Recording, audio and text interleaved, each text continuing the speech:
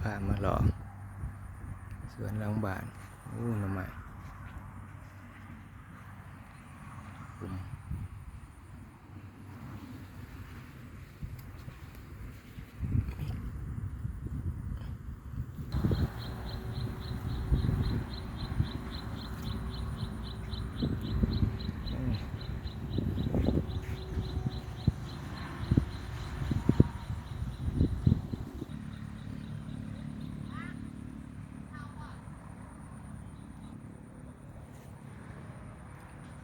โอ้ยยามฝน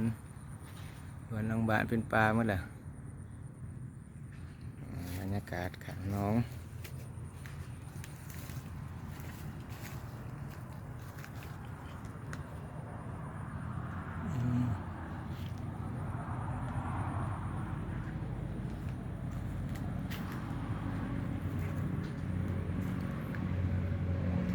งามเต็มน้องเลยเด้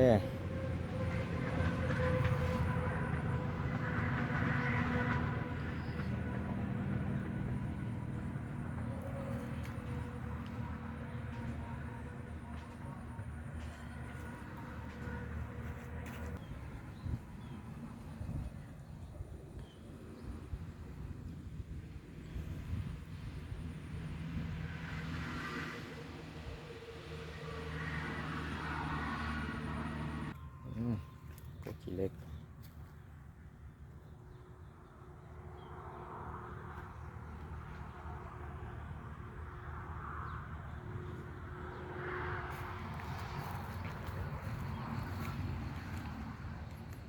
เบิ่งกัน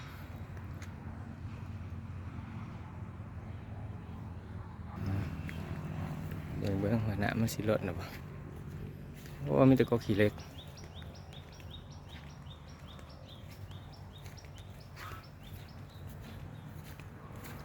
กกบ่ได้ปลูกเกิดดี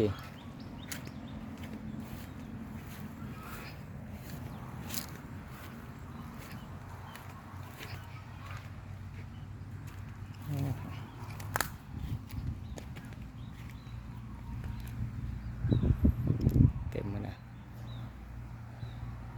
ฟังน่ะเป็นปลาขี้เล็กเลย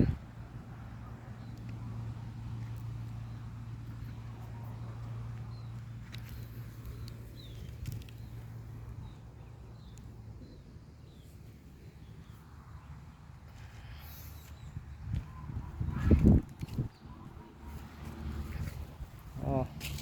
เต็มแต่ว่าบ่หล่นพอดีหลายอ๋อดอกไม้นี่มันเกิดแถวนี้